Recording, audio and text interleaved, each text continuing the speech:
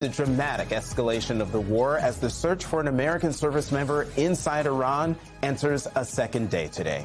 That missing service member is one of two crew members aboard a U.S. F-15 fighter jet shot down over southern Iran early yesterday. One crew member was rescued. It was the first time Iranian forces successfully downed a U.S. fighter jet in 5 weeks of war. Separately, Iran is believed to have shot down a second plane yesterday, an A-10 Warthog.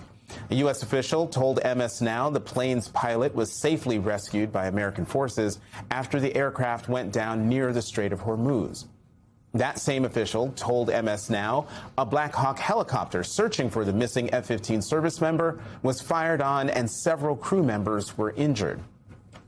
Meanwhile, Iran's military is also continuing to search for the missing American from the F-15, offering citizens a reward through Iranian state media. The two attacks came less than 48 hours after President Trump said in an address to the nation that the U.S. had, quote, completely decimated Iran and injected new confusion about the timeline of the conflict. In his first remarks after the fighter jet was shot down yesterday to NBC News, President Trump declined to comment about the search and rescue mission, but said the downing of the jet would not affect negotiations with Iran, quote, at all. Joining us now, Mark Mazzetti, Washington investigative correspondent for the New York Times, and Mara Karlin, former Assistant Secretary of Defense for Strategy, Plans, and Capabilities for President Biden. She is a professor at Johns Hopkins University's School of Advanced International Studies, also known as SICE. Thank you both very much for being here. Mara, let me start with you and pick up on what David was saying, that the war is in no way has slowed down. I want to play sound from the president on Wednesday and Secretary of Defense Pete Hegseth on Tuesday about air dominance around Iran. Watch this. Tonight, Iran's Navy is gone. Their Air Force is in ruins. They have no anti-aircraft equipment. Their radar is 100% annihilated. We are unstoppable as a military force. We have all the cards. They have none. The upcoming days will be decisive. Iran knows that, and there's almost nothing they can militarily do about it. Yes, they will still shoot some missiles, but we will shoot them down.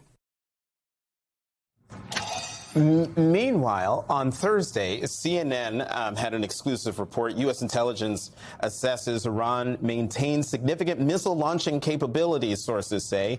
And quoting from the piece, roughly half of Iran's missile launchers are still intact, and thousands of one-way attack drones remain in Iran's arsenal. You used to work in the Defense Department. Who do you believe, the administration or the U.S. intelligence assessment? Look, unfortunately, President Trump isn't the first U.S. president to think he was getting into a short and sharp war, and it ended up being longer and harder. The thing is, yes, Iran's military is severely weakened, but they don't need 100% success. 2% success can have an incredible impact on the conflict, as we've seen over the last 24 hours. You've got at least one U.S. service member who folks are looking for. That search is going to have its own challenges, and you can imagine that this spins into even more dangerous territory.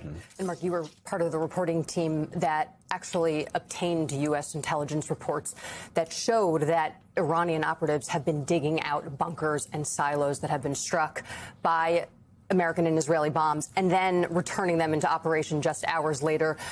You've also reported that American intel agencies have cast doubt on some of the claims that you just saw the president and Pete Hegseth make, that have cast doubt on just how much the U.S. has degraded their arsenal and military capacity. Can you talk a little bit about this reporting and some of the holes that it does poke in the few objectives that have remained consistent from this president? So the Pentagon has been presenting this picture of this, overwhelming tactical success, that they're carrying out this mission. It is going according to plan, and there no doubt have been many successes. The Navy and the Air Force have been largely destroyed. However, as you just mentioned, the missile force is not destroyed. The missiles are hitting around the Gulf. They are continuing to hit in Israel. The presentation that the launches have gone down significantly isn't quite accurate. Iran's ability to reinforce its missiles and to move them around is something that caught planners off guard. And of course, this question of freedom of the skies, which the United States has said that they have. And yet what we saw yesterday was several planes shot down, and this question of what goes from there. I do think, as David said in the beginning, this very much hangs in the balance. The future of the war in the next couple weeks hangs in the balance based on what happens with this rescue mission and the fate of the service member who's down in Iran. But is this something that should have caught people off guard? Is this something that you would have been prepared for? No, look, anytime you looked at the potential of a conflict with Iran, you had to worry about missile forces, you had to worry about terrorist groups, you had to worry about the Strait of Hormuz. I mean, all of that absolutely made sense. Unfortunately, we didn't see the Trump administration do a lot of the preparations that one should have during the, if you're worried about those kinds of things. They didn't send a lot of the ships, for example, that would be helpful with clearing the Strait of Hormuz. Mark, I am struggling. I feel like a lot of people are probably struggling with all these things that just don't make sense together, right? The timepiece reports that the president's looking for an off-ramp, that he wants to kind of declare victory and kind of get out of there. But he's also promising more bombing every single day. We have decimated their military. They have, you said, the free open skies, and yet we have the shooting down of this jet. One of our service members, who knows where they are. When a president of the United States, someone who has access to all of the information that we want, right, that as reporters we want to see ourselves, and yet the decisions he makes are not in line in any of that. It doesn't make any sense. Where does that leave us as a country? Thoroughly confused. Yeah. Before the war, a lot of people were asking, when is the administration and the president going to make the case for this? Right. Like, why are we doing this? Why are we doing this now, right? Now, a month in, I think some were looking at the speech on Wednesday to provide some clarity, right? Again, how are things going and when is it going to end? And again, we got this largely muddled picture of we want to end, it won't go on for long, but it's going to escalate over the next couple of weeks in bombing Iran to the Stone Age, and this thoroughly confusing message of not only the purpose, but how to get out of it. And that's really the question. And then it wasn't just Wednesday night, right? It's this stream of social media posts by the president, and it's left, I think, most people with this question of what is the ultimate goal here and how does it end? Yeah, we got this one on. This was yesterday after the jet went down. Keep the oil, anyone?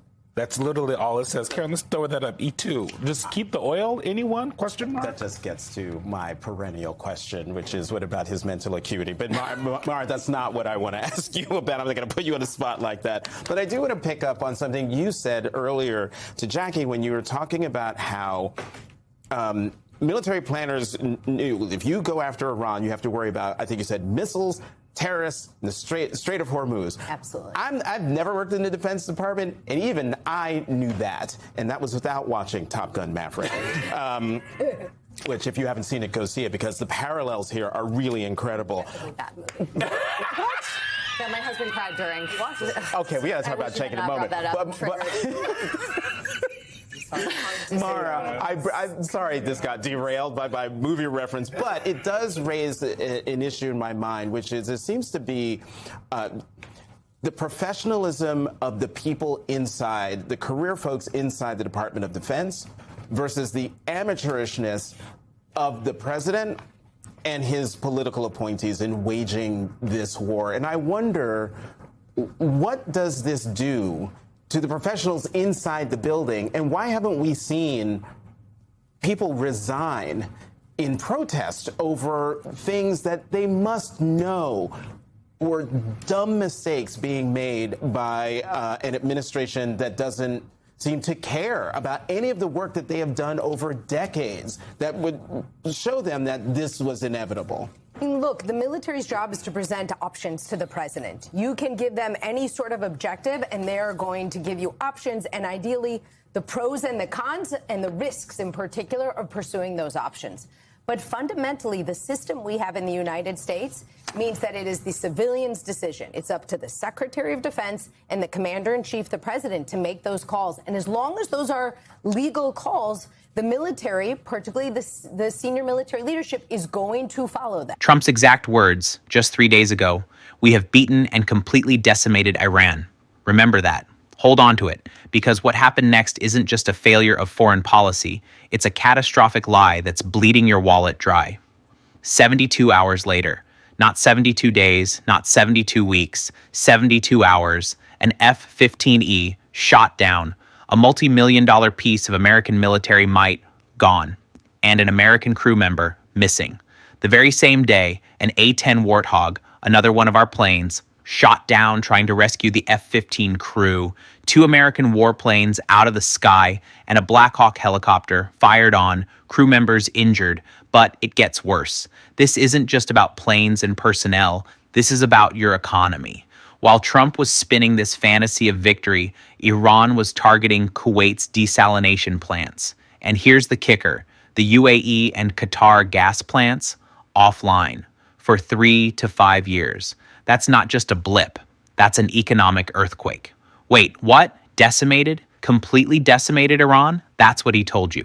Less than 48 hours later, our planes are falling out of the sky. This isn't some fuzzy math or a slight miscalculation. This is a direct, undeniable contradiction. It's on the record. He said it. Let's talk about those consequences. An F-15E, an A-10 Warthog. These aren't cheap toys. These are multi-million-dollar assets built with your taxpayer dollars, your money, gone. Because let's be clear, this isn't just about military blunders. This is about economic fallout that hits your pocketbook directly and painfully. So make sure you are subscribed to Partisan Pulse. And before you go, like this video, leave a comment, and share it with someone in your life.